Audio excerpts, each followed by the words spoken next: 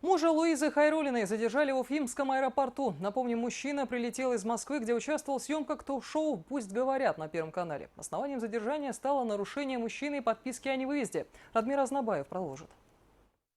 На этих кадрах задержание Марата Хайруллина прямо с рейса Москва-Уфа. Еще вчера мужчина давал интервью популярному ток-шоу на федеральном канале, а сейчас в наручниках и в сопровождении оперативников направляется на допрос. С журналистами супруг Луизы Хайруллиной был неразговорчив.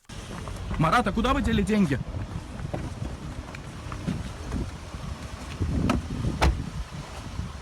Полицейские установили причастность главы семейства к краже миллионов. Марат периодически приезжал на работу к жене и забирал деньги, в том числе и в иностранной валюте. Следователи выяснили, что он спускал все деньги на азартные игры. В ходе предварительного расследования уголовного дела, которое было возбуждено по статье 160 Уголовного кодекса Российской Федерации, установлена причастность ее мужа к краже денежных средств в особо крупном размере. В дальнейшем он вносил денежные средства на личный счет и расходовал, делая ставки на спортивные состязания. В эфире «Пусть говорят» Марат рассказал, как проворачивалась афера века, а также признался об игровой зависимости. По словам супруга Луизы Хайруллиной, они крали деньги из банка в течение 1,5 лет. Жена заносила в кассу муляж, а выносила настоящие банкноты. Специалисты утверждают, что такое возможно, учитывая частоту проверок. Есть определенные периоды времени, когда касса не подвергается контролю.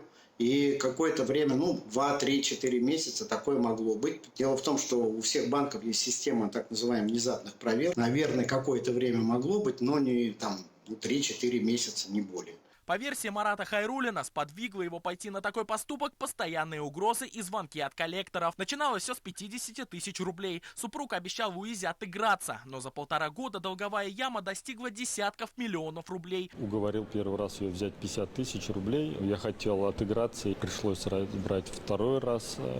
История повторилась. Третий, четвертый.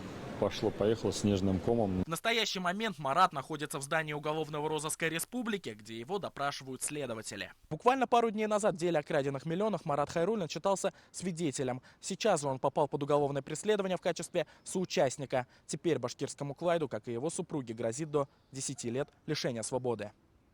Радмир Азнабаев, Ремзат Билалов, Азат Тузбеков. Новости. Уфа.